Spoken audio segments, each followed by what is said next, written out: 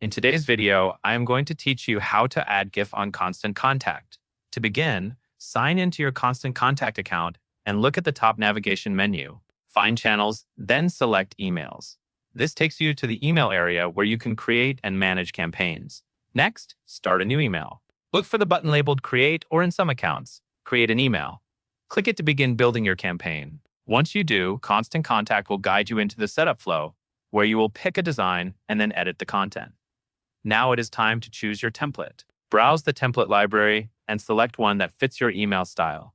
If you already know you want animation-friendly layouts, use the search bar and type animated, or scan the template thumbnails for a GIF label. Templates designed with animation in mind can make your GIF feel more natural in the layout, especially in header or featured image sections. After you select a template, Constant Contact will open the Email Designer. This is the main editor where you can add blocks, rearrange content, and update images and text. Take a moment to find the left-hand toolbar, since that is where you will insert your GIF. To add the GIF, open the Images tab. In some versions of the editor, this may appear under Elements. From there, drag an image block into your email at the exact spot where you want the GIF to appear.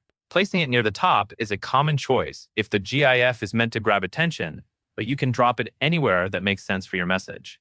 Once the image block is in place, click directly on that block to open its options. Choose Replace to add your GIF.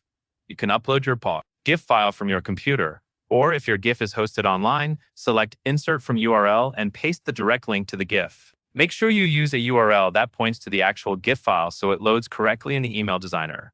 After the GIF appears in your email, confirm it is positioned where you want it. If it looks too large or crowded, you can adjust the spacing around the image block or move the block to a better location within the layout. That covers everything you need to know. And that is all there is to it.